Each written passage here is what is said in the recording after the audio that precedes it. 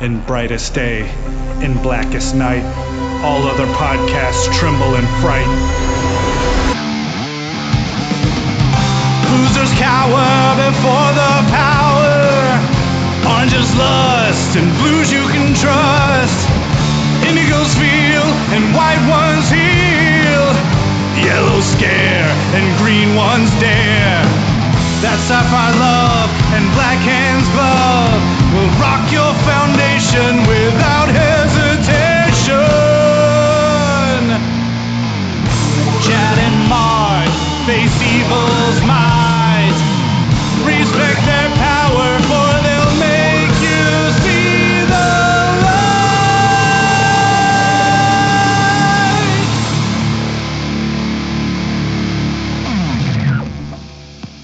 Hi, everybody. I'm Chad Bokelman. I'm Mark Marble. And this is the LanternCast. Episode 296. The brave and the bold in the rebirth era. That's the best title I could come up with. And Scooby-Doo. So basically what we're doing, folks, is there have been a couple of relatively major, not really major, I guess just, kind of interesting little appearances of Green Lantern, specifically Hal Jordan, in other titles within the DCU in recent memory. So what we're going to do is we're going to cover some of those. The first, we're going to start off with Green Arrow number 30. This is from the Green Arrow Rebirth series.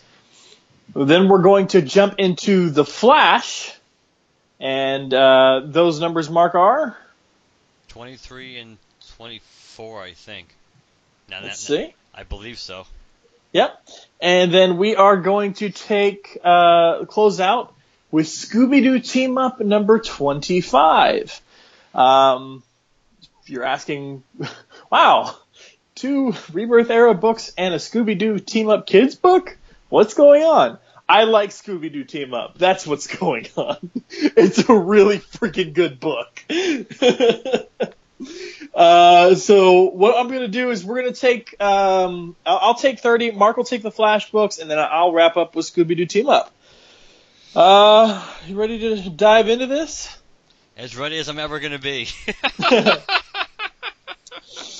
Okay, so opening up with the Green Arrow book, the creative team on this is Benjamin Percy doing the story, Otto Schmidt doing the art, color, and cover, Nate Pecos of Blambot is the letterer, Mike Grell and Laverne Kinzertsky is the variant cover, Brian Cunningham, group editor, Harvey Richards, associate editor, and Andy Corey, the editor. And this is part of a story called Hard Traveling Hero, and the name of this particular chapter is Constellation of Fear. So before we get into it, kind of a mini breakdown. I've been reading the Green Arrow title. What's been happening in Green Arrow, essentially, is there is this kind of evil bank. It's called the Black Bank. And the Black Bank is run by a group called the Ninth Circle. And this is they kind of got their hands in everything. It's kind of like a group of individuals, most of them wealthy, affluent, trying to take control of Seattle and the surrounding areas, and they kick Ollie out of his company, they make him broke, they have him be charged of crimes, so on and so forth. Oliver has been on a quest to shut down the Ninth Circle because it's become evident to him that the Ninth Circle has plans globally / countrywide. And he's trying to figure out how it is that they have their hooks and everything and shut them down. When this issue opens up, he is taking on a group of people that work for the Ninth Circle. He finishes wrapping up, heads over to Area 51, a restricted area, gets out and gets off his bike and is greeted by Hal Jordan, asking if he needs a lift. Hal and Ollie exchange pleasantries. Ollie updates him on what's going on, says, I need your help, Hal, not your judgment. So I just want to bury any bad feelings right here. I've changed. Hal says, no more hot-headed Ollie. And Ollie says, still got a hot head, just less of a dumbass. Enough time has passed. I feel like we need to get properly reintroduced. I'm Oliver Queen, also known as the only green-themed superhero who actually matters. Hal says, Hal Jordan, space cop, handsomer, stronger, and cooler than you'll ever be. Ollie says, you sound like my kind of jerk. Good to meet you. And Hal says, all over again. So they updated each other on what's going on. Oliver has Hal equip him with a construct space suit because the plan is clearly the Ninth Circle has resources, an eye in the sky, an orbital space station from which they spy, cheat, and steal from the targets around the world. So their job is to find it and destroy it. So in order to do this, Hal whips up a construct truck, a la Hard Traveling Heroes era, and they zip off into space to hunt down this space station. Well, this is a little harder than intended because, if you didn't know, Earth has more than just man-made satellites floating around it. It also has a bunch of space junk, bits of asteroid and stuff like that. So it's really hard to find an essential cosmic needle in a haystack among all the flotsam above our atmosphere. So what they do is Hal eventually explains to Ollie that there is something called geostationary, meaning that rather than be at a random point at any given moment across the night sky, a satellite can be fixed to a certain location on Earth and always be above that location no matter the position of the planet. So what they do is they locate the Star Tower, which the Ninth Circle destroyed in Seattle. They destroyed the Space Needle to erect this. And they say, okay, well, if that's where the Star Tower is, this must mean right behind us is where this satellite is. Well, it's just a tiny little drone-sized, basically, satellite. So what Hal does is he uses his ring to trace the energy patterns of where this satellite is transmitting things. It's bounced all around the place, and they follow the beam to the dark side of the moon. On the dark side of the moon, you see the space station that the Ninth Circle has whipped up. Right as they get there, a drone goes zipping by. Hal's ring informs them it's an information drone. It attaches to communication satellites and transfers data contained therein. They lock onto Oliver uses a construct bow and arrow to latch on to this drone and use it to hitch a ride to wherever on the space station this thing is going. They get outside of the space station, find their way in, and Oliver shuts down one of the drones. Hal says we need to find a better way to do this. They go through a maintenance hatch. There's a maintenance alert. They're going to try and get in as best they can, as stealthily as they can, but it's too late when a guy in full armor shows up, blasts Hal out of the airlock. He's unconscious, and then starts attacking Oliver. And as Hal is unconscious in space, the construct spacesuit around Ollie starts disintegrating, and that is the end of the story. What did you think? It was interesting when Red Skull showed up at the end. that was a twist. I wasn't expecting that. Or when they landed on the Death Star, because that's what it's kind of drawn like. And that one panel. When I'm trying to find which page. Oh, it's on page 18 there. When they first get inside, it kind of looks like the Death Star. I didn't like the art. the art didn't do anything for me for the most part. At least the close-ups, like in Hal's face, the mask looks horrible. But the story was, I mean, for what it was, the story was okay. I mean, it made perfect sense considering I don't read this book. It's not like it was that difficult to follow the story. Yeah, there's enough of a kind of info dump towards the beginning and kind of when Hal and Ollie are catching up that it makes sense where you're at. I like some of the shout-outs. Hal actually gives Ollie a shout-out twice. In the opening scene of the comic when he's taking on all those bikers and stuff, Ollie takes him out with some arrows from his own motorcycle. And Hal makes a comment of like, it's got to be hard shooting an arrow for accuracy off of the back of a motorcycle. So that was cool. And then when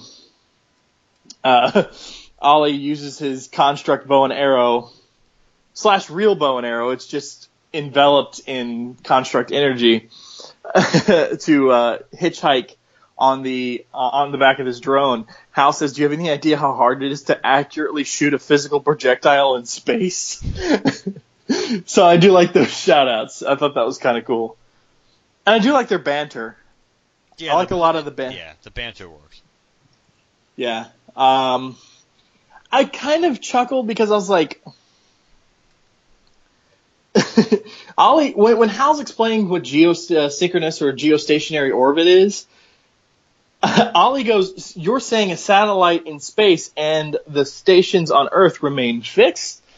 I kind of feel like Ollie should know what a geosynchronous / geostationary orbit is, just based on his, he's got all his tech that he had worked into his arrows and stuff before.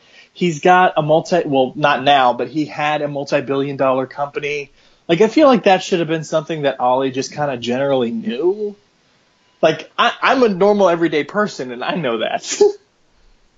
So I kind of chuckled at that, like, really? Ollie doesn't know what that means? Yeah, I mean, I don't know. I do. I can see your perspective on it. Yeah. You think of the shout-outs to, like, the hard traveling hero stuff? That was good. Yeah, I do like the truck that they would. Body style wise, it looks like a Dodge with the wheels ripped off. And for those of you who saw Captain America: The First Avenger, when Howard Stark was demoing that car that was supposed to levitate off the ground, and they removed those fake tires or whatever, that's what this looks like. It looks like an old Dodge truck with the little hover things in where the tires should be.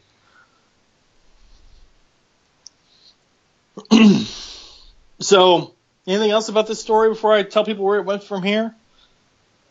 No, spoil away, Chad. All right. Well, and just so you guys know, it's going to be a shorter recap, obviously. We're not picking up a storyline. We're not constantly covering this. So there's not like we can say, oh, clearly they picked up here what they were doing here, and here's what they're setting up based on future solicitations. We're just covering this one issue. But in terms of the next issue wraps up this particular arc. Hal wakes up in space. The space station has exploded. Ollie has, quote-unquote, won his fight with this individual that knocked Hal out of the space station earlier. He gets to Ollie. Ollie's beaten and bruised. And, of course, Hal's ring is out of juice. So they're about to die, essentially, because the satellite is crashing into the planet. It is entering the atmosphere and burning up. And what Ollie does is what actually happens more often in the past than it has recently. They do the whole add your willpower to mind concept, where he says, listen, Hal, you always said the ring makes thoughts a reality, that it's fueled by willpower and the richest power in the universe. I don't have a dollar to my name, but if I'm wealthy in anything, it's will, and so are you. So I guess they combine their willpower and channel it through the ring, while the Justice League, Superman, Wonder Woman, Batman, and the Flash are taking care of all the various flotsam that is now crashing into the planet at various locations. They register this piece that Hal and Ollie are in. They don't know they're in it, but nobody can get to it in time before it crashes. So it crashes. Then they arrive on the scene, and Hal says, "Ugh," and Ollie says, "Stop whining." And they're encased in a green construct bubble. So they were able to channel both of their willpowers enough into the ring to create a green construct safety bubble, essentially. Which is one of my favorite moments in this arc, because when Superman and the team comes on the scene, Superman says, "Anyone know if the Suicide Squad is accepting applications?" Oh, God. But that's how that ends. Essentially, the Justice League offers Ollie a position on the Justice League, which, surprise, surprise, Ollie turns down. But he says... So it's definitely not New 52, Oliver. That's right. Take me, please! He says, "Let's be honest, I'm never going to be the best team player, so how do you feel about a compromise? I serve the Justice League as a kind of rogue operative, a satellite agent." All the team reacts in their own way. Superman says, "So you want to be with us without being with us?" And then Wonder Woman says something I wanted to slap the writer for. "Ollie, I can't even with you." Flash says, "It's complicated. That's always been the status quo for Ollie Queen, so this proposal makes good sense to me." And then Hal says a line which I chuckled at, no matter how stereotypical it is for Hal. He says, "Friends with benefits. I dig it."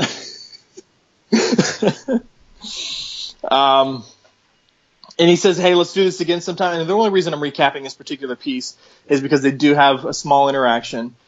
"Hey, let's do this again sometime." Ollie says, "Kick some ass and save some lives, you bet. But next time, let's follow up with a couple of cold ones." Hal says, "It isn't easy maintaining a long-distance relationship, and I'm about 100 million miles farther away than your lady in Burnside." And Ollie says, "But we'll figure it out. See you down the trail, Hal." And that's how their little team-up ends, with some setup for the DC metal stuff. But that's how their little team-up between the two of them ends. Cool. All right, we're going to head over into The Flash then. I actually did like this story. I just hope I can do justice in recapping it, because there's a lot of stuff going on in these issues. But let's go to this is Flash 23 and 24, which is The Color of Fear. That's what the storyline is. So the first one is part 1 is Hello. Hello, is it me you're looking for? Joshua Williamson writer, Carmine D. Wow, that's a great last name. Carmine D. Giandomenico is the artist. I gotta zoom in here. Hold on a second. Ivan Placencia, the colorist. Steve Wan's letterer. Giandomenico is the cover. Howard Porter and Hi-Fi did the variant cover. And Amadeo Totoro and Brian Cunningham are the editors. So now let's get to So we begin this interesting story in the 25th century, and at the Flash Museum. And I like the fact that you kind of have this conversation. You don't necessarily know who it's taking place, between at this point. But you have talk about this museum is full of of the Flash's adoring fans, but I would like to take you on a personal private tour for our first history lesson. Let me tell you about a man you know quite well, Eobard Thawne, Reverse Flash, also known as Zoom. And it's like, he was many things to many people, but to the Flash, he was a partner, an ally, his best friend. So we already know something's really wrong and rotten in Denmark here. And this is his story. And then we segue back into our current time. It's the Star Labs morgue, so clearly this takes place after the Button storyline, where Dr. Manhattan worked his magic on Reverse Flash. Well, we assume Dr. Manhattan. Yeah, it's pretty clear that it is. It's pretty clear, but we have no idea until the Doomsday Clock stuff happens. So he could have agents working for him. Yes, but it definitely was blue energy that zapped him. So if it's not Manhattan, it's a Manhattan stooge. Get him, stooge! So what we find out, would that be Brooklyn? In the Bronx, man. We'll get feedback for this episode. Take a knee, Chad. Take a knee. But we find out, which they kind of alluded to in the button, was that Reverse Flash wasn't actually killed. More or less, he was just like, his metabolism, I guess, was like slowed down really, really, really, really to a crawl. And Barry's in, at Star Labs in the morgue at the moment, at least temporarily by himself. He's just kind of looking over at Zoom, and he kind of knows that at any given time, Zoom can kind of basically put it back together and be back in the land of the living fully. A couple of doctors, or to do coroners probably to go, or I don't know what, coroners might not be the right word, but they're definitely going in there to examine Thrawn's body, and they're kind of making fun of Barry on the way out. It's just the fact that, Barry's, he looks like he's always hiding something. He's always, rubbed us the wrong way. So now we end up having a birthday party. This is for Barry, right? Is it Barry? Mm-hmm. Yeah. Yep. So Barry is actually clearly surprised because he's completely preoccupied about everything else, because he literally has forgotten his birthday. He doesn't care because he's so preoccupied with everything else. And then we get another flashback to something that happened in the button with Jay Garrick, who he doesn't really recognize, but we recognize. And there's also that Barry is feeling guilty about delivering Thomas Wayne's message from Flashpoint. That everything related to that, and Bruce's reaction to it. He just feels pretty horrible about all this. And then we also get an image of Reverse Flash there, and how he's always been faster than Wally, and we see Reverse Flash pretty much taken out.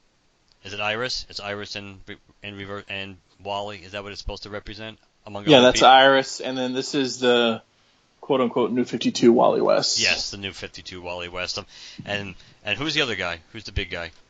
Is it something of relevance that we really need to go and do? The big guy. These guys are coworkers. Yeah, I figured. Yeah, I figured. I just wanted to make sure it wasn't anybody like I really should have recognized. But more or less, it's like Captain Singh and coworkers from the precinct. So Barry's kind of like staring ahead, almost like he's witnessing, Zoom taking out all these people close to him, and he's seeing all the bodies on the ground, and it's like, Thrawn murdered my mother to make me suffer, and for years I went without a family, but now that I built a life for myself, I can't help but worry and fear that. And then we realize that this is not actually happening as we speak, at least not to the world at large. It's not really happening no matter what. That Barry seems to just be having a vision about what's going on, and Barry apologizes for being out of it, and everybody's trying to get to the really get to the heart of what's bothering Barry Allen here. And at this point, Hal Jordan shows up, which is kind of funny. Hal Jordan shows up for Barry's birthday, which is cool, until of course Hal gives Barry Allen this little Spitfire model kit, which of course Barry just gave to him as a present 2 years ago. And it even looks like it was open too, which makes it worse. That little flap over there, unless that's supposed to be leftover wrapping paper, but it doesn't look like it was wrapped. So it looks like Hal at least opened the box and we didn't do anything with the model. So that's even worse when you're re-gifting. At least don't open the box. Well, you don't re-gift to the same person who gave it to you. But that's just so typical Hal, because as he points out, it's been like he hasn't been home. He hasn't been home in such a long time, and it has been like 2 years. So Hal probably doesn't even he legitimately probably doesn't remember where this thing came from.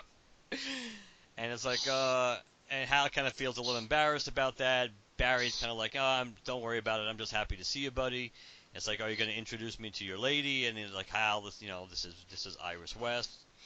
And, after the introduction, Iris asked if she could speak to Barry alone for a few minutes. And then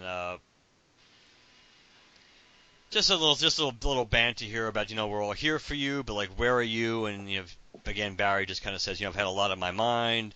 It's like, are you actually saying it's not you, it's me? and which is kind of funny because, I guess, technically speaking, when you say "excuse me," usually that means the two groups are supposed to move away from each other. one or the other. It's like either one person leaves or the other two. But Hal pretty much really is kind of like right in the middle still physically of this conversation, and Hal's just kind of like, ooh, alien invasion, like right now, please. Because we know Hal does so well in these romantic situations. And Iris is like, Barry is like, I'm used to you being a little distant. It's part of the Barry Allen package. Not going to touch that one. But if you want any kind of future for us, whatever it is you've been hiding, it's time to yank that Band-Aid off and fess up. And, Barry's like, what? What do you mean? And all of a sudden we hear, run! And then we have a, where are you? Why are you hiding from me? And then there's Danton Black, who goes by the name of Multiplex. Means nothing to me. I've never seen this guy before. He's a Firestorm villain. That would make sense. He reminds me of what Madrox for the X-Men, the Multiplying Man or whatever he is. Oh yeah. So there's like a gazillion of these guys. They start showing up, and and how your town, your call, Barry. And Barry pretty much entrusts Wally to take care of Iris and get her out of there. And of course, Wally's kind of like borderline cop in an attitude. It's like, you forgot we're not partners anymore, and you're sure as hell not my boss. And it's like, you can be mad at me as much as you want. Just do me a favor, but please take care of Iris, and it's fine. So grudgingly, he goes out. He goes on his way with Iris.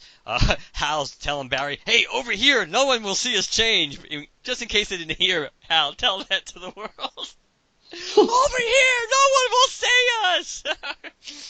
So Barry whips out his little flash ring in his costume, and Hal whips. Excuse me while I whip this out. Speaking of Barry, the Barry Allen package. Oh Lord, we're doing what we can here, people.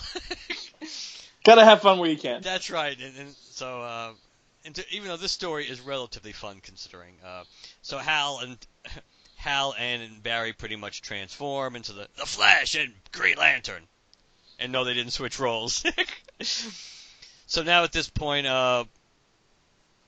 this is weird. This guy seems to be obsessing over this girl Sally, who basically they had very little. They had one drink together, and all of a sudden, Danton, I guess, saw this girl as the love of his life or whatever. Hal being Hal, is like, sounds like you're not the only one with relationship problems, Flash. And Hal and Barry do what they can to take on this guy, which of course is easier said than done because he just keeps making more and more and more of him. Barry takes the Sally chick and runs with her to try to get her away from Multiplex. And she kind of gives the explanation. It's like, I met him. I met him for at a conference for nuclear science. He was charming, so I gave him my number. That's it. But he wouldn't stop texting and calling. He's obsessed. And Barry's like, commentary-wise to us, people like Multiplex, they don't stop. It's like they go after your friends and family, but of course he's kind of, in his mind's eye, he's seeing, Thawne again. So, and then it's like, Thawne nearly killed Batman. I'll never forget the look of Bruce's body near death in the Batcave. And what if Thawne ever attacked Hal like that? It's like, I'm not really sure if I like this Barry Allen all that much, but it's kind of interesting internal monologue, internal dialogue. Hal's kind of like, Barry, hello. And Multiplex here is like literally making like an entire army of himself, making himself almost look like Godzilla's head. It's like, alone. And Hal's like, Flash, and Barry's like, oh, there's too many, and I was too distracted that I ran right into danger, which is a nice little segue because we have Wally carrying Iris back home, and there's this stuff related to Daniel West, which is another. If you've been reading The Flash, you know about it. If not, for this crossover, it's really, at least at this point, it's really not a big deal. Iris just talks about, Daniel was a monster when he was Reverse Flash, and then we hear as they enter the house, it's like, actually, and I hate to quibble, but, and Iris is like, oh my god, and we hear, there is only one Reversed Flash, and we see that, Zoom is back and looking healthy. A little too healthy as we end part 1 of Color of Fear.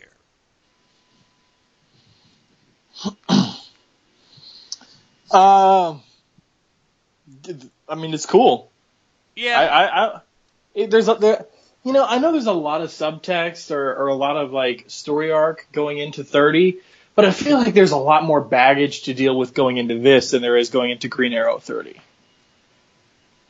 That's probably true overall. If you really needed to know exactly if some of the, other than our general knowledge of the Flash and his relationship with Zoom and everything else, other than that, some of the specifics they're talking about with Daniel and things like that, and some of the, yeah, I would say there's some of the, especially with related to the buttons in the beginning. Most of that stuff in the beginning is related to the whole button storyline. So if you didn't read that storyline or you didn't get a recap of it, then even why Zoom is there, in the shape that he is, the stuff related to Jay, all the stuff about needing a tether. The same way Wally, kind of like Barry was the original Wally West tether, which is why he was able to come back in the Rebirth special. But obviously Barry is not Jay's tether, so he still has to find. Jay still basically needs his tether to return to our universe. So a lot of that stuff would be lost if you weren't really following it. Yeah. One thing you said you never heard of Danton Black, so really quick secret origin for Danton Black. Now, if it's been changed, like New 52 or something, don't know, don't care. In the original Firestorm stories, Professor Martin Stein creates a nuclear reactor, and he supposedly creates it with the help of design input of a man named Danton Black. Okay? Danton gets fired by Stein, claims he owns part of the design, is not granted any of the design concepts as a result of his termination. I can't remember if it was like he was seemingly off his rocker or what, or too violent, I don't know. But for whatever reason, he wasn't granted that access. He sneaks into the lab to copy the designs of the reactor the same night that Stein is there working on the reactor, which is the same night that Ronnie Raymond shows up with a group of nuclear power protesters. People who want to sabotage the whole thing as, some sort of environmentalism thing.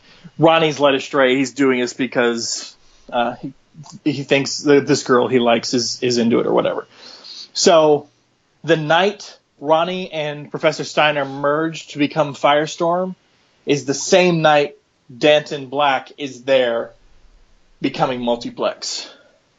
So they have the exact same origin, essentially. Nice. In the comics, it was really at the beginning because of Multiplex's power. In the Flash, Multiplex was on the Flash, the TV show, by the way. If anybody watches that show, was it season 1? I think Danton Black was there, and he created multiples of himself. There's a stupid phrase, kind of like a super CW phrase. Where he's talking down to some dude, and this guy like knocks him out and punches him to the ground. He's like, "Yeah, you and what army?" And then turns around, walks away, and then he gets up, and then I am an army, and takes him out. In the Flash, Danton Black's weakness is it takes a lot of energy to create and control that many duplicates of himself. In the original comics, the sort of quote unquote weakness is as Danton creates multiples of himself, they get progressively, incrementally smaller. So there's one point, I think there's like a cover of Firestorm, where Firestorm is being overrun by a bunch of like 2-inch tall multiplexes, which is just ridiculous. Which is why I'm looking at this wave of multiplex coming at them, and I'm like, are they slightly smaller than average? But I don't think they are. It looks like they're all the same size as like normal individuals. So this looks like a massive wave of bodies, and Are some of his multiples in this thing dying? Because it looks like they're falling from quite a significant height. They'll be okay. Walk it off. But yeah, for those of you who want to know, that's Danton Black, aka Multiplex. If you want to know more, ask Shag from the Fire and Water podcast. But I think I did a job that Shag would be proud of. Recapping Danton's origin. You've done good. Yeah. I'll say this about the art. I don't like it, except for when speed effects are being used. I think the art really shines on speed effects. Not just the speed effects, but the light. So you have the speed effects themselves, the lightning crackling all over Barry, and then the same almost sort of effect when Hal is using his power. The way the lighting and the crackling energy effect looks on the page, I really enjoy when we see those panels. I can see that. Makes sense. The art, to me, the art was there were some aspects of it I thought were okay. Overall, I probably did a little bit more for me than the Green Arrow. The Green Arrow art. Did you do an Elmer Fudd laugh? Yes, I did. Be very quiet. Yes, Green Arrow. Sorry, Elmer. So I did like the art in part one of the storyline a little bit better. I don't like necessarily how Barry looks. I don't necessarily, honestly, even like how Barry's been being written. But but as much of a standalone story as it is, since we know it's right in the middle of this book, like you said, and without any preface of things that came before in the book, let alone the button, and most people probably read the Rebirth special, clearly. But either way, so yeah, the art's not the best, but it's not. I don't see it as a huge negative. Yeah, Hal looks really weird in his first profile shot. So you have that panel where he shows up, he's holding the gift, he's in the bomber jacket, and there's like green light behind him. That second panel in profile, he looks really strange there. And even his body, even the body type, he seems a little thin. He seems a little more gangly than usual. And then he suits up and he's kind of ripped and crazy. That might just be his costume, though. You notice they did the kind of New 52 thing with the costumes, like the way they form. Like, it looks like Barry's costume and Hal's costume both form out of chunks pieced together, as opposed to, Hal's be just energy swirling around him and forming the suit. Because remember in the New 52, Barry's suit was like, I don't want to say it's like, the DC cinematic Flash where it's like all armor almost, but it was like, it looked like it was composed of various pieces with like little yellow lighting effects in between each piece. Remember that? Yes. This is what that reminds me of. So they kind of went New 52 with the way these costumes form, which I thought was interesting.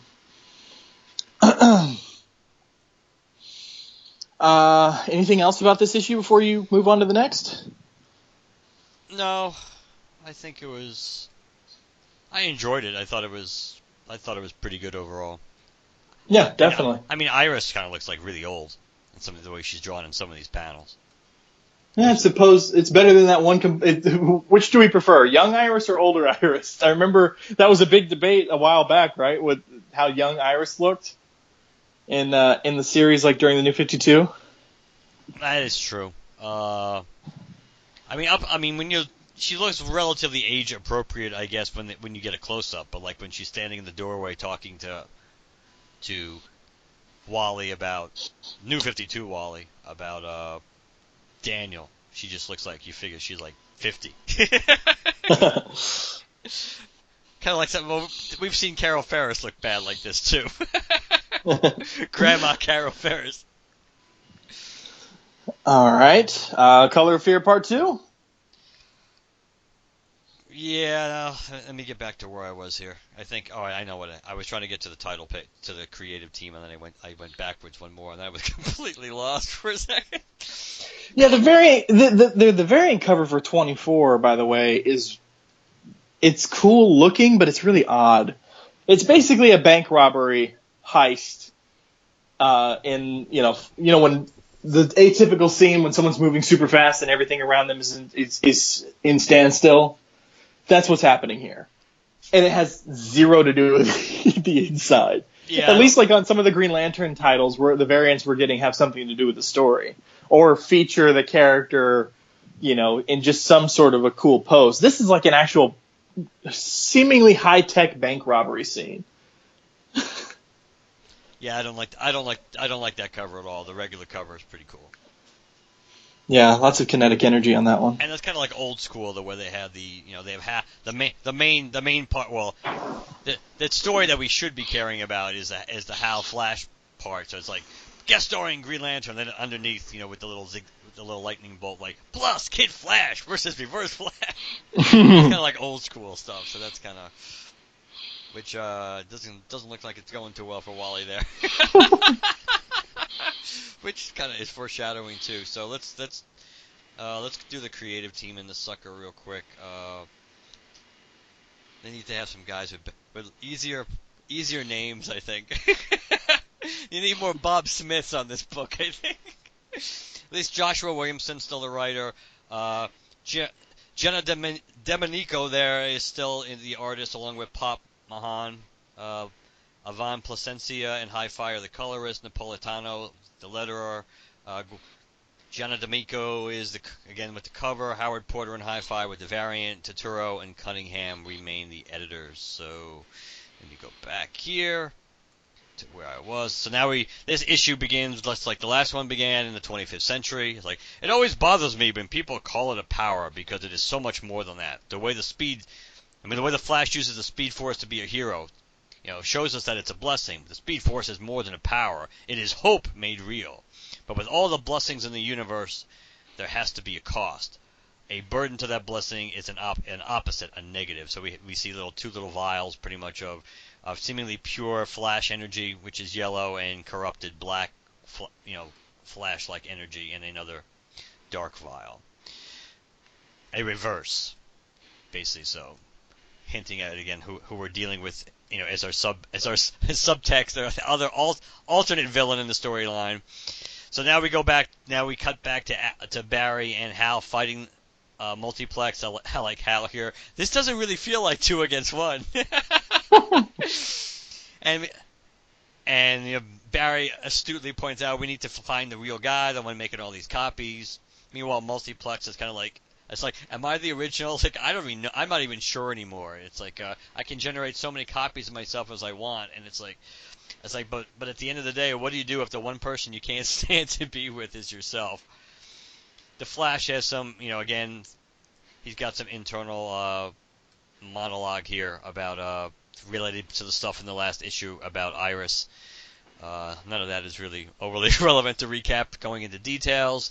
And he just kind of laments, about everything. What does it matter, basically, who I am, if in the power that I have, if I can't keep, if I have to keep lying to the woman I love, which takes us back to Iris's apartment, and Thawne's just sitting there on the couch, all comfortable, and it's like, my dear Iris, West, right? It is still West. It's like, it's good to see you, so young and full of life, and Wally's like, run, and she's like, I'm not leaving without you, Wally. That's always a smart plan.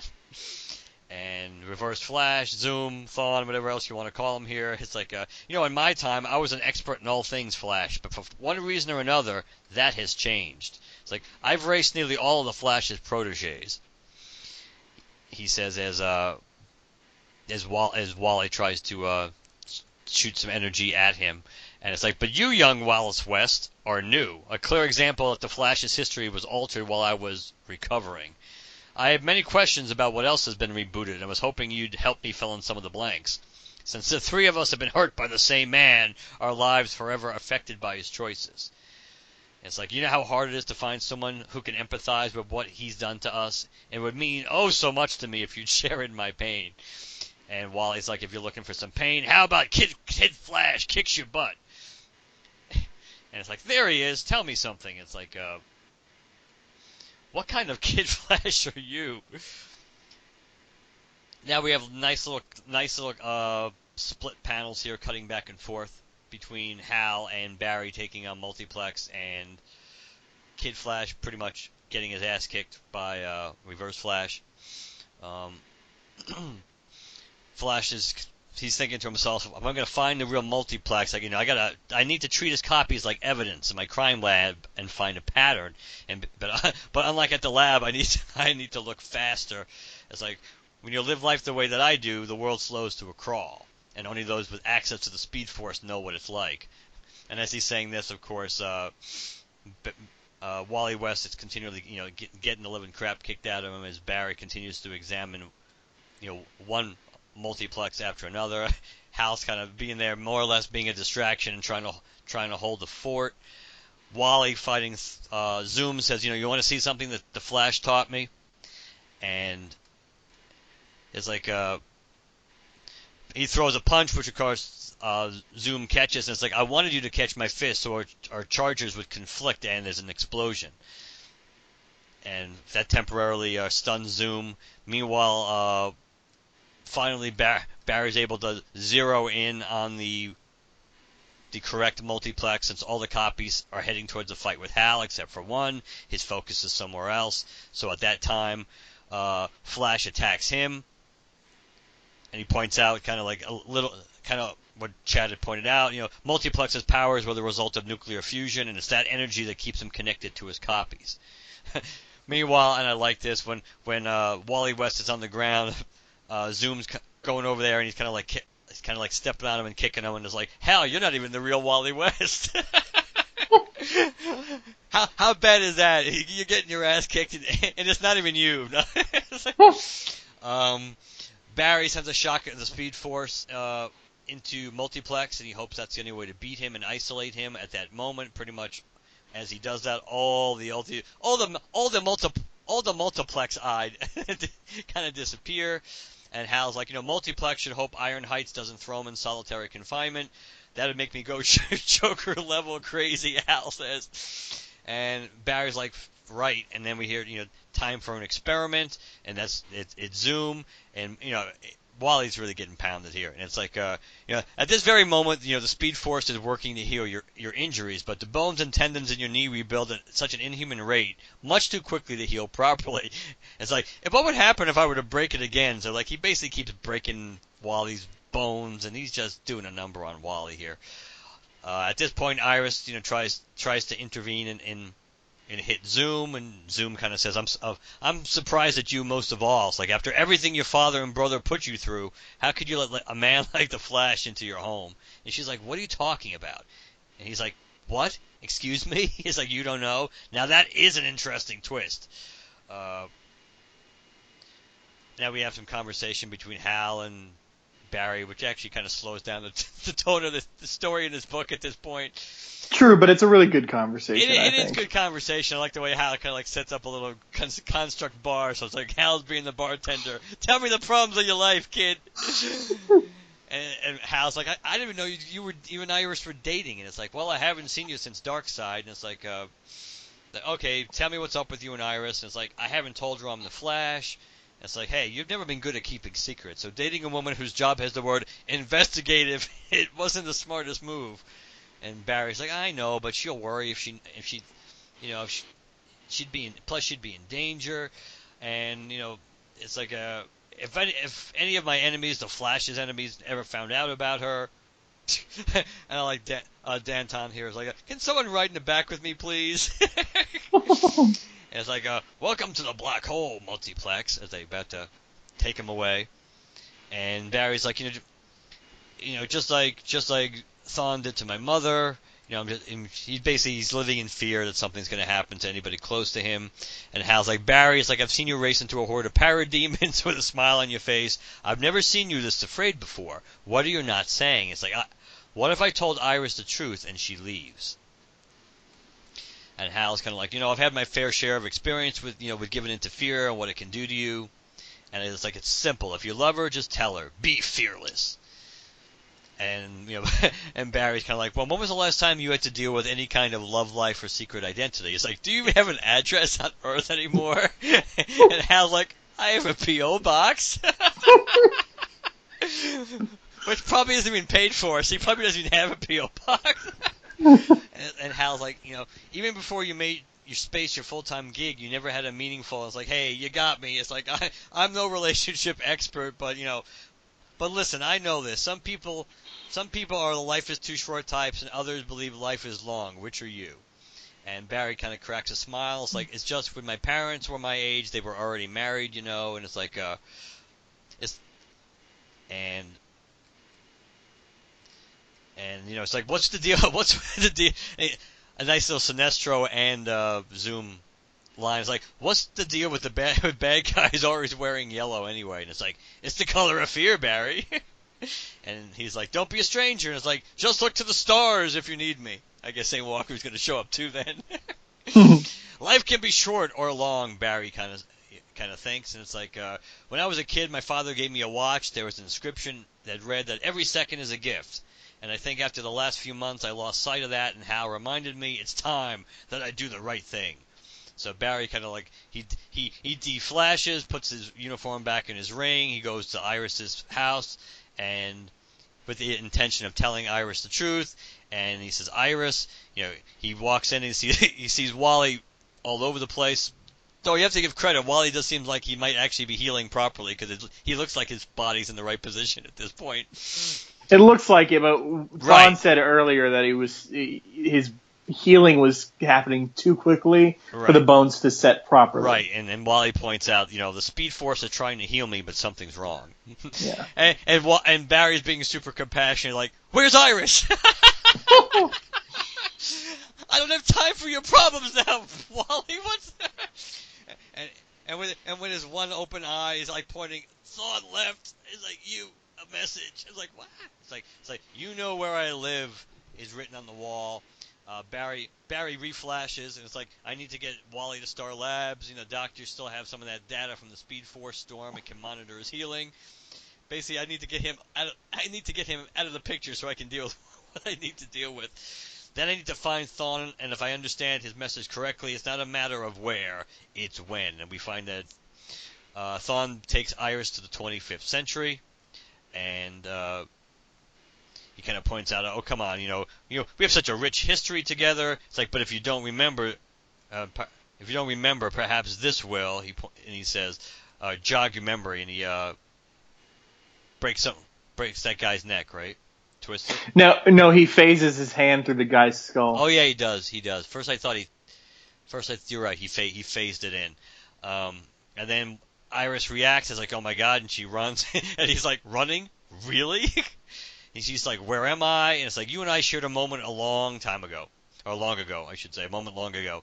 Seeing you again, I'm happy that I wasn't the only one granted a second chance. And she's like, what do you want from me? To give you a gift, to remember a past life, when I killed you. And that ends part 2. Run for your life was part 2. I thought that was, just because it's the only Flash part of this I'm interested in. Do you think what Reverse Flash is doing here to Iris is kind of what Wally was doing to everybody else? Making them remember the prior multiverse iterations of themselves before the New 52? Maybe. Yeah, because I know Wally did it to Barry. The real Wally. Yeah, the real Wally did that to Barry. And then if anybody out there has read the Titans, not the Teen Titans, but the Titans series, he did it to all the original Titans too. They all remember the original Wally. So I'm wondering if what Thawne is doing here is trying to get Iris to remember her past self, essentially. I do like that. Like that one panel was like, when my parents were my age, they were already married, and then Hal says, yeah, well, when my dad was my age, he was already dead. So it's like, you can't, I like how Hal makes that really blunt point to Barry just to kind of say like, yeah, man, you can't judge your life by what your parents were doing because, am I supposed to be dead right now? Is that what you're telling me? But it all worked out well for Martin Jordan because you got the energy construct of him flying around in a stupid ship with his son while the actual his old body is walking around a zombie in Coast City somewhere, which we haven't seen in like decades now, thanks to Black Hand. Hello. Actually, he should show up at his brother's house, at Hal's brother's house. At an instinct, he should just stagger to the door. I don't think they live in the house that they grew up in though. Well, I mean, I just meant in general the apartment. Yeah. He should just. I'm sure. Like some sort of zombie. Yes, I'm zombie Black bloodhound. Lantern, whatever the hell Black Hand did to Hal's father. I'm sure he could smell his way to find his son. I didn't read beyond this, but any ideas who the narrator is in the 25th century? I kind of thought at the time it was Thawne talking to Iris, but since they are two people there, giving a private tour and everything else, maybe that's part of where he's. Oh, that makes sense. Yeah, this is their future conversation after Thawne takes her to the future. Yeah, that's how I interpret it. Could be wrong since I didn't. Yeah. Now, how old is the story? I assume part 3 is already out, come and gone. Yeah. The Flash, Hal Jordan, or the Flash, Green Arrow, Green Lanterns. I think Green Arrow and Green Lanterns release on the exact same day every time they come out. So I believe Flash is on the same number of issues as we are with Green Lanterns. That would actually make sense. So yeah, it's a relatively recent story, but it's not as recent as Green Arrow 30. I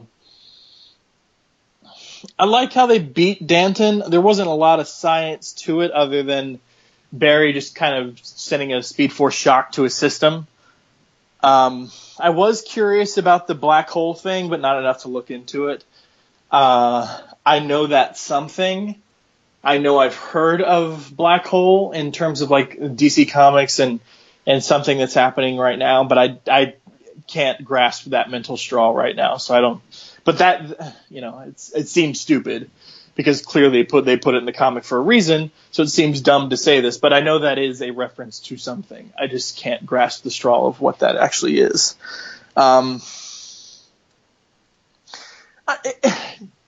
So my favorite part of all of this is the Bartender Hal 3 pages that we have.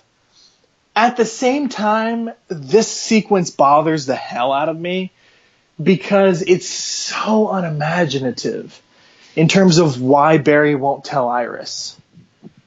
I mean, how many times do we have to get the I can't tell somebody or it'll put them in danger trope?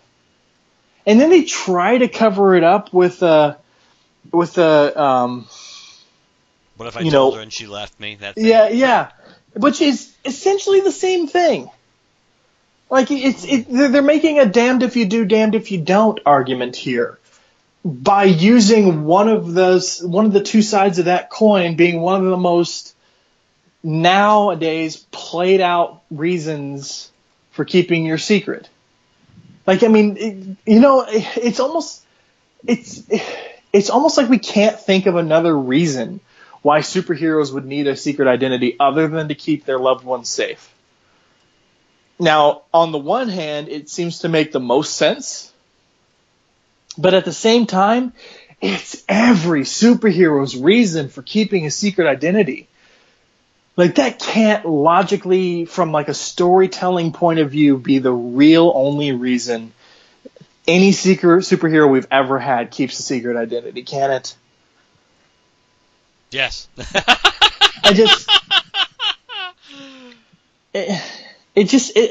It bothers me. Like, don't get me wrong. I'm not a genius. I'm not a good story. I like to write, but I don't consider myself like a master storyteller. I can't tell you what another good reason would be. But in the decades and decades of comic book stories, you'd think we'd have more than just that one reason. I just think it would have been funny if when Barry's talking about all this, Hal just goes over to him, puts his hand on his shoulder and says, it's all right if she dumps you. You can just go back in time and fix it anyway. Nothing bad ever happens from that.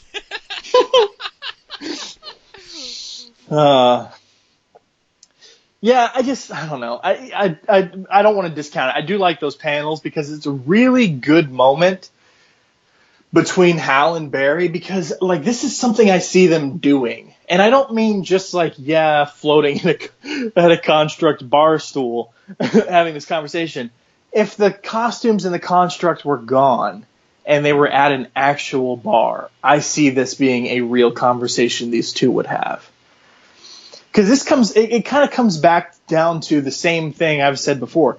As much as I love Green Lantern, Green Arrow, the series, I think Hal and Barry are better friends and a better team up and better storytelling potential together than Hal and Ollie.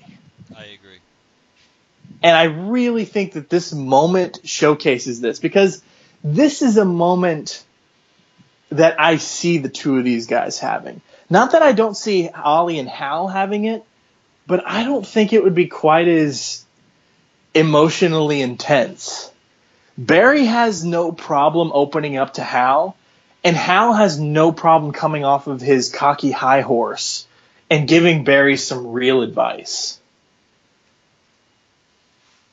So that makes sense to me, and I liked seeing it. I agree. I think overall it was a really good story. I liked it. Yeah, for sure. I really did enjoy it. Did you have anything else about this you wanted to say before we move into the next one? I don't think so. Okay. So next up, we are going to talk about Scooby-Doo Team Up number 25. Now, Scooby-Doo Team Up releases two ways. Scooby-Doo Team Up releases digitally in its own increments, and they don't release the entire comic at one burst. So when you're reading them online, they're or through an app or whatever, they're numbered differently. But then they take the complete story and publish it in a single issue. So while you have this storyline being the digital issue, number 49 and 50, the actual printed issue is number 25. Before we get into it, I love Scooby-Doo Team Up. I've said it before on regular episodes. I'm saying it again now. It is probably one of my favorite comics DC Comics publishes. And it is consistently amazing. Now, don't get me wrong. This is a comic that is geared toward all audiences. This is not going to be one of those like groundbreaking series that have like real deep, impactful storylines or like a shocking, violent plot twist that you just never saw coming. That's not going to happen in this series. This is like a fun series. So like, when you're watching like, let's say you love the Flash TV show or you love Arrow or whatever, and you're a big DC Comics fan, when those shows make references to things that are shout-outs to the comics but really have no potential value or whatever for the story that's being told, it's just a minor shout-out, you have that moment you're like, cool, the writers threw that in there for us. Like, we get it. We get it. That's cool. Scooby-Doo Team Up has a shit ton of that. And it's just like this, and plus it's Scooby and the gang. So it's like a real good feels comic. It had team-ups with some of my favorite team-ups. Now, one thing to keep in mind, though, while Scooby-Doo Team Up takes place with a lot of DC Comics characters, there are issues where it crosses over with other Warner Brothers characters, such as you get a team-up with Scooby and the Jetsons, Scooby and the Flintstones, it's so on and so forth. But then there's a Johnny Quest, like a bunch of Space Ghosts, a bunch of stuff. But some of the best ones are the DC Comics ones. There's one with Flash. There's one with not only Captain Marvel, but the entire Shazam family. So that one, I can't remember his name, but that one fat uncle dude in the Shazam family, just this big fat old guy in a Shazam costume, that is amazing. There's a Super Pets one that's got Crypto and Ace the Bat Hound, Nort. Oh God.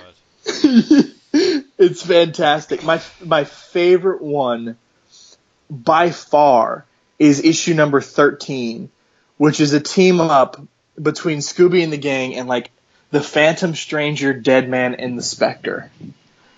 And it's phenomenal. But this issue, Scooby-Doo Team Up number 25, we are talking about Scooby-Doo and the gang teaming up with Hal Jordan and Green Arrow, hard traveling hero style. So we're just gonna hop right into it.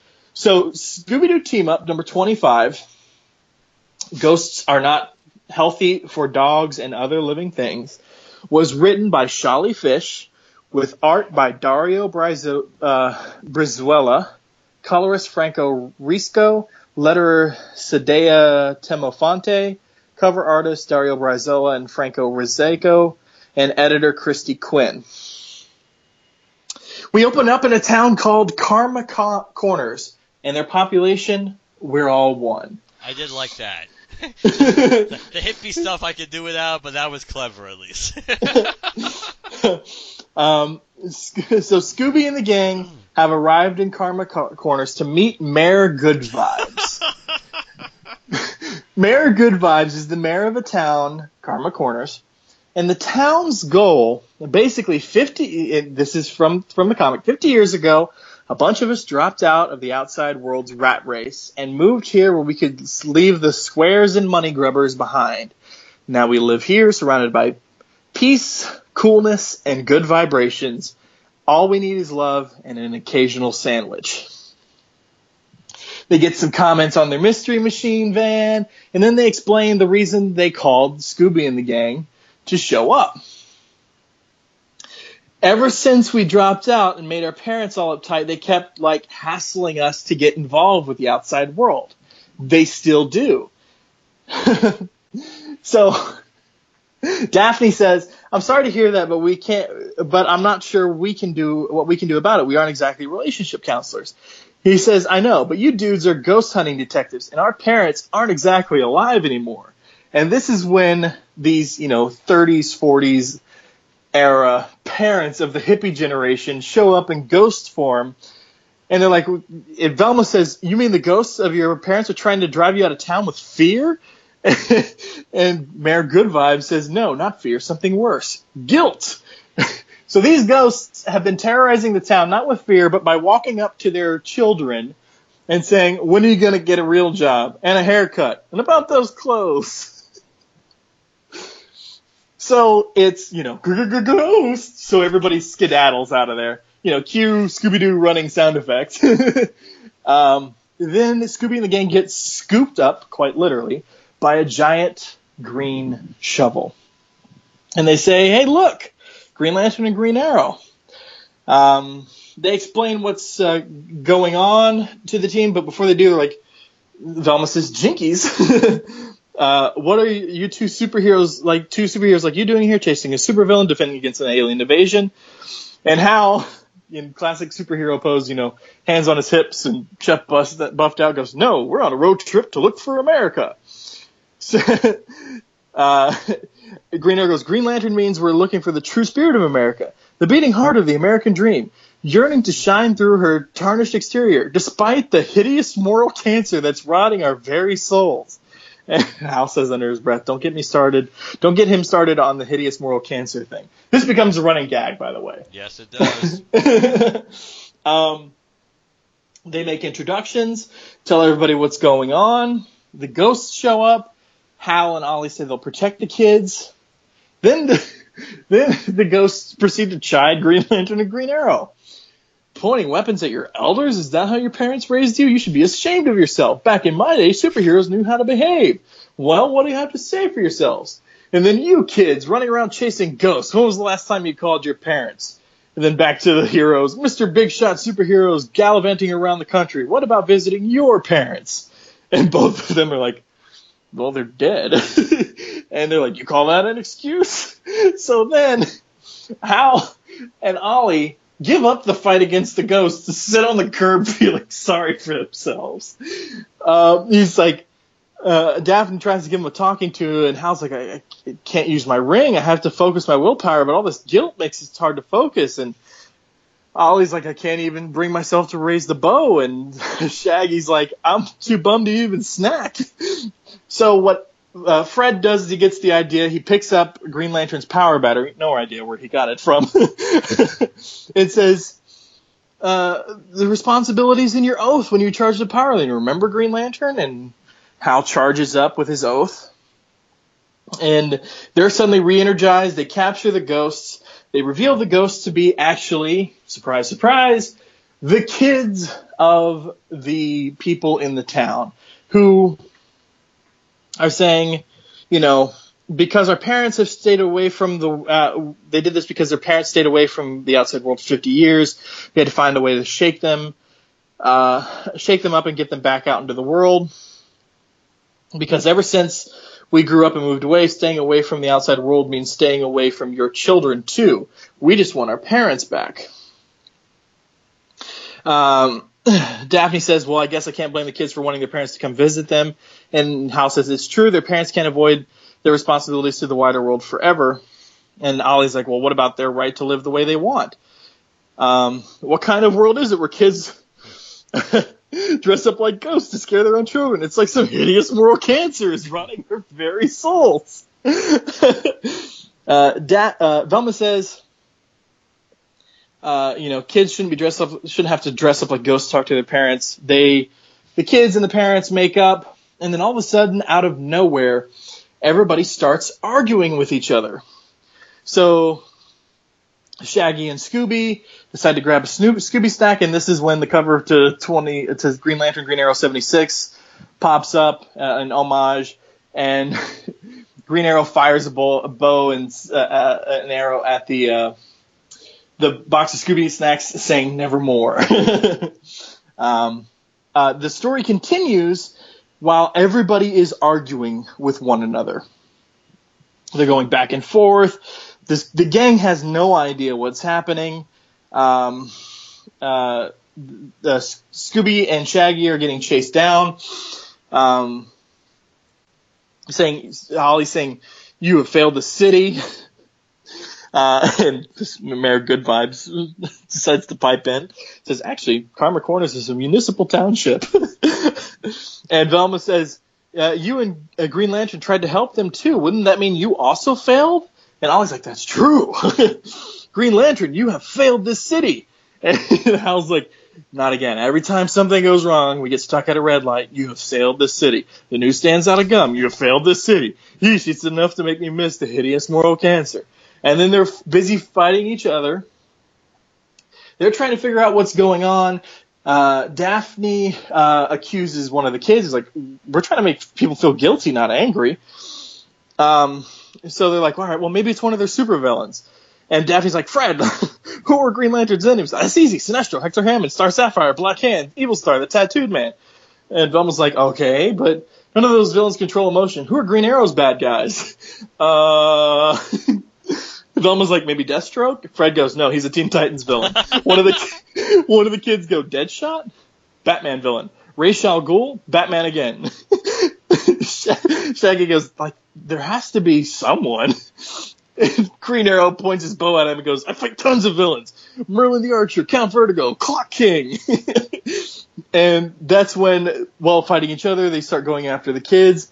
And Daphne, on the run, asks Fred, can any of the villains you mentioned control emotions? And we hear from the side, no, but the Psycho Pirate can. So Psycho Pirate is now on the scene. He starts inducing fear, terror, stuff in everybody. Then he induces anger, and he says, and Daphne peeks out from behind a tree and goes, you're a supervillain, so if heroes get angry, they'll probably get angry at you. So this is when the plan backfires on Psycho Pirate, and Hal and Ollie take him out. Or start to take him out. And then when he turns around and puts his powers onto the two to make them super happy, they're like, oh, what were we doing again? That's when a piercing scream cuts through the air. Everybody covers their ears.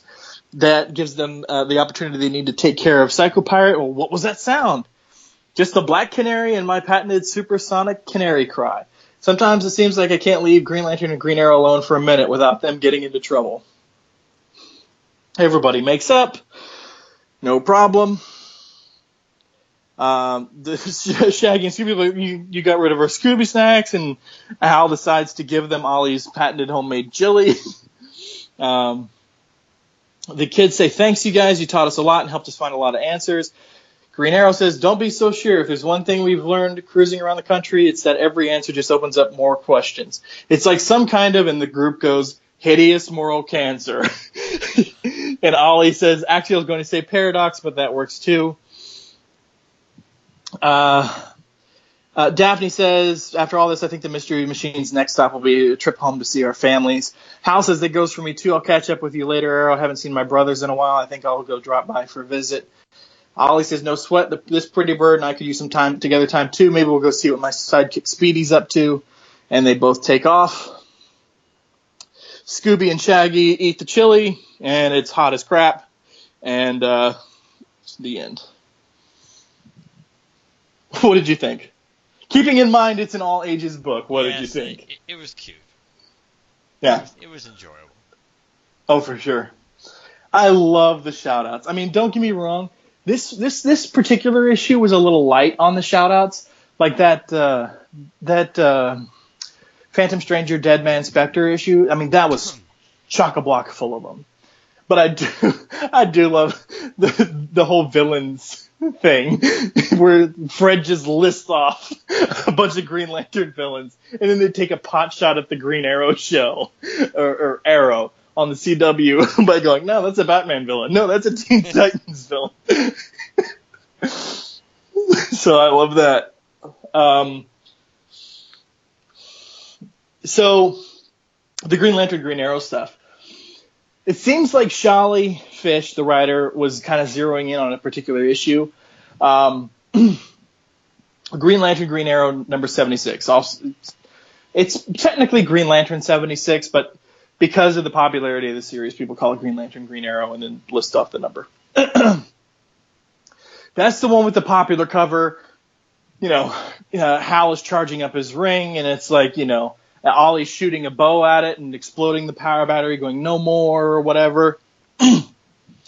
That's what they're referencing a lot here, because in that story, we get the whole popular part of that story where it's like Hal is getting a talking to by an old black man, saying, you've done a lot for the purple skins and the green skins, but what have you done for the black skins? That story, that's where this is that issue is. And in that same story, Hal does something that's against what a Green Lantern is supposed to do. So he gets called before the Guardians, and Green Arrow goes with him. And then in that same issue, you get the whole speech from Green Arrow saying some hideous moral cancer is rotting our very souls. He's talking about, like, on the streets of Memphis, and a good black man died, and on the streets of Dallas, another man died. He's referring to Martin Luther King Jr. and John F. Kennedy. And that's what he's referencing there with the hideous moral cancer stuff, and then the shout out there. But in terms of the series, I think it's very interesting because Shali actually took a moment to make this story kind of make sense continuity-wise. This very clearly seems to fall somewhere between Green Lantern, Green Arrow issue 83 and 84. Because at the end of 83, the whole hard traveling heroes bit sort of ends and they go home. And the beginning of 84 is a story where Hal is home and Ollie is home, and Hal goes to visit Ollie at his home. We don't see the trip back, but this is very clearly that trip back, which I thought was very interesting because after 84 is Green Lantern, Green Arrow number 85, which is the storyline where Speedy is shooting up heroin. So when Ollie says, go see what my sidekick Speedy is up to, that's a reference to what is to supposedly come in their future. Plus the fact that Black Canary shows up. I just thought it was really freaking cool that not only is this a reference, but it also very clearly seems to be a purposeful placement in their own timeline of a story that we didn't really read before, but could have happened if the Scooby-Doo universe and the DC universe as we know it today existed at the same time. It was clever. They did a good job. Yeah. Is there any particular point you enjoyed over another, or anything like that? Anything you want to point out? I did like the banter for where they had Ollie and Hal get along. I did like like you kind of mentioned with just with the gang interacting with them, all kind of having Fred almost be like a fanboy. And then, oh, he's a Green Lantern fanboy. He knows everything about Green Lantern, but that Green Arrow guy. Who are you again? Essentially, kind of like the water boy joke. It's like, hey, what am I, the water boy? It's like, yeah, pretty much. It was the town was funny. The town with all the burned out hippies and like it is interesting. So. It was good. It was colorful. I liked the art was pretty good. Is this the kind of comic that would appeal to you? Like, would you buy further issues of Scooby-Doo Team Up if you say it featured some sort of a character that you enjoyed outside of Green Lantern? I would say after reading this, yes, I would certainly be more open to it than normally I would have, based on what I would have imagined conceptually this book would have looked like and how it would have appealed to me. I would say yes, I would definitely consider it. What did you think it was before reading it? Like, what were your preconceived notions that kind of got shot down while reading this? I just don't think I had a huge interest in just seeing the Scooby-Doo characters interact all that much with mainstream DC characters. I know it's not much different than some of the movies you see on Cartoon Network, whether they're interacting with this group or they do countless like WWE crossovers and things like that. So I know it's really not that much different, but those have never had a huge appeal to me either. So I just don't think it's something I gave a lot of thought to, one way or the other, honestly. So it probably was less about 100% preconceived notions, though a little. But I think it was less about preconceived notions as it was just it just didn't from a wheelhouse perspective. This just wasn't in it for me, I didn't think it would be. Excuse me. Yeah, I wanted to add here, and I don't. This is not like a a purposeful toot of my own horn here, but Shally Fish, who is the writer of this series, of the Scooby-Doo Team Up series.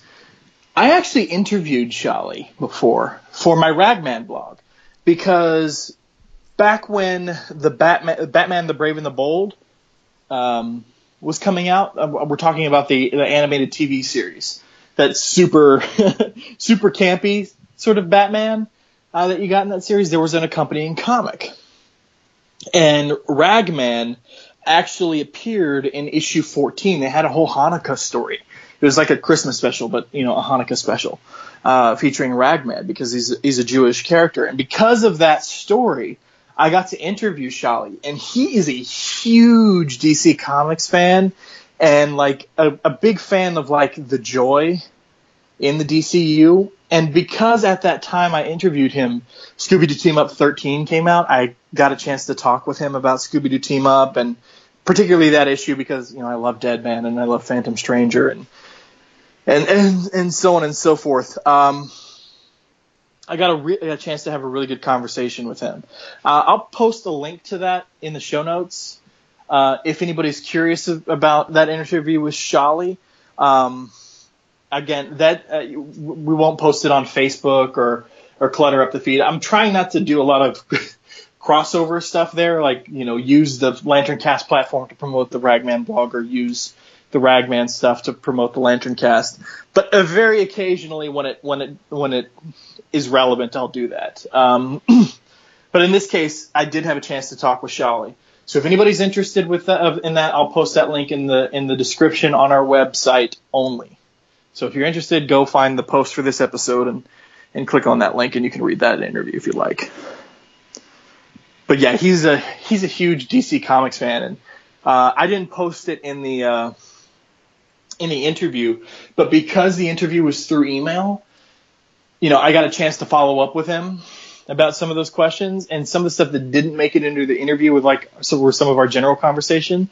And I was throwing out you should do Green Lantern Corps, and you should do a JSA story. It's I'm pitching ideas to a DC Comics writer. It may be an all ages comic, but I'm pitching ideas because I'm being selfish and I want to see this, I want to see that.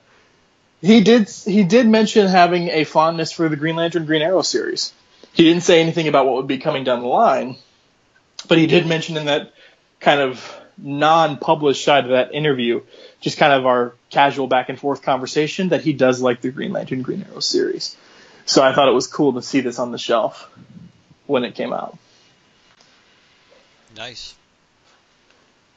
All right. Anything else? Any final thoughts about any of these 4 issues you want to talk about before we start wrapping up here in a moment? No, I don't think so. I think they were entertaining, and I think it was a nice change of pace. Even though, coming in, my brain is so wrapped around all these story arcs that we've been dealing with in continuity that, in a way, switching gears should have seemed like a good idea, but in a way it was hard for me to focus and get super enthused. But then once I actually read them, I was like, yeah, this was a nice change of pace, especially considering the arcs that we actually have been getting lately. Right. Yeah, and I don't want to set up a false expectation for you guys. We're not going to be doing this all the time. If Green Lantern shows up in another story arc or something somewhere down the line, don't think, okay, well, the LanternCast will clearly be covering that too. It's possible. Anything's possible. But the reason we did this is because we have been getting bogged down with some current issue review stuff, and we want to do some more stuff. Plus, these all kind of hit around the same time. So it's Green Lantern's over here in Flash. Oh, he's going to be showing up in a month or 2 over in Green Arrow. Oh, yeah, the Scooby-Doo team-up just happened too. So it's he was hitting in all of these different spots at relatively the same time. So we were thinking, all right, well, what the hell? Why not? Let's just cover them all at once. So if you see Green Lantern show up in other stories down the line, don't expect us to review them. We may not. But it's hard enough keeping up with Green Lantern in terms of the titles that he actually features on, considering his 75+ year history, without going, oh, he also appeared in this other series. You guys going to cover that? I remember when Smallville had its own comic. It was Smallville season 11 or something like that. There was a Green Lantern storyline that people were asking us if we were going to cover. And for all I know, maybe we will in the future. I don't know. But he's on enough already for us to try and keep up with without having to cover every single appearance he's also making. That is true, though. We will at some point, because we've talked about this. We will still do the Space Ghost one at some point, which we probably would have done today if we would have remembered that was something on our list. We did the Space Ghost one. Did we? Mm-hmm. I didn't think that we did. We had a whole episode about it. Did we? Really? I'm pretty sure we did. I don't think we did a whole episode on it. When would we have done that? I'm pretty sure we talked about Space Ghost. I thought we talked about Space Ghost as in going to do it. You could be right that we did it. I don't know if we did a whole. Let me go take a look here. Now I'm out of curiosity. Riveting podcasting, folks. But don't worry. No, seriously, I'm pretty sure we did it. Well, when do we remember? Any idea when it came out? We know it was this year. Oh crap! It really won't matter because in one way or the other, if we did it, at least for you, at least as far as you and I go, not having people hanging by a thread here to find out, because there's only a few months worth of few different pages. I remember reading it, and I seem to remember recapping it, and I know I didn't do that for a blog, and I know didn't have anything to do with a guest appearance. I'm pretty sure we talked about it. Now I think we may have talked about. I know you and I talked about doing it. But I'm trying to see, because I'm already through April anyway. I'm already through April, and I know we didn't do it. And now I'm looking at May, State of the Green Lantern Union, JLMA. I'm pretty sure we didn't do it, because now we're about to head into June, and the closer we get to now, we know we didn't do it, because we certainly didn't do it over the last couple of months. I could have sworn we did that. Because I'm pretty sure the main reason I was pretty confident that we didn't was because I think I still have that issue sitting in my stack of comics over on my bookshelf over there. And usually, as far as Green Lantern comics go, usually the only ones that still sit there are the ones that we hadn't gone through yet. I think we talked about doing it. I think I might be misremembering. I think we mentioned it in an episode in some detail. Right. I think we might have talked about it in like 200 or something, or one of the State of the Green Lantern universe episodes, like an episode like that, like a not a specific topic episode. I think we talked about it in some detail there, but I don't think we actually reviewed it. I think you might be right. Yeah, because it's right here in my stack. Let's see, when did it actually come out? I actually did a search on our website and it didn't come up. So that pretty much means that if we talked about it, it wasn't enough for us to flag it. Let's see when the hell this thing came out. If it tells us, I don't think it does. But I can give you a general time frame, because they were pushing Prism of Time Part 1, Issue 18 of Cal and the Core in the back of it. So that was April. So it would have had to have been March-ish or so, February, March when it came out. So I think we talked about doing it. We said we were going to do it, but I don't think we've ever done it. Because when we first started talking about the concept of doing this episode, I almost mentioned, should we include Space Ghost? But then we had enough issues to do where it didn't seem like it mattered. So, but it's not like that story is earth-shatteringly important when we have to do it. But we probably will. Just that was the whole point of me mentioning it, because you and I had said we were going to do it at some point. So yeah. We still will. I could have sworn we did that. Okay. Well, if anybody out there knows, you remember us covering it, you let us know in like a comment or an email or something. Speaking of, if they want to contact us, how do they do so? If you want to contact us, LanternCast@gmail.com. The website is LanternCast.com. You can follow us on Twitter and like us on Facebook, #GLCast, to locate us on either one of those, iTunes and Stitcher. Whichever platform you listen to us on, please leave us a positive review. And last but not least, especially, we're looking for your feedback for episode 300, fast approaching. 708 Lantern is the voicemail. So please give us comments, episode suggestions, overall thoughts on the show, and anything you want us to deal with for episode 300, which I know, at least as of today, we actually had somebody respond to us finally. We do have one email concerning episode 300 content. One. But, so come on. But to be fair, it is a lengthy email, so. True. So come on, guys. It's 300. All right, this is the 9th year the LanternCast has been on the air, and we're hitting episode 300. It's a big deal for 2 reasons, and as if that wasn't enough. So come on. Ask us anything, some questions. It can be about Green Lantern, about us, whatever. We reserve the right not to answer questions. But yeah, anything, guys. Send us your questions about Green Lantern, your questions about the show, us, things you want us to cover. It could be anything. Just send us feedback and stuff for episode 300. All right. That's it, guys. Thanks for listening, and we'll talk to you later. Good night, everybody. Good night.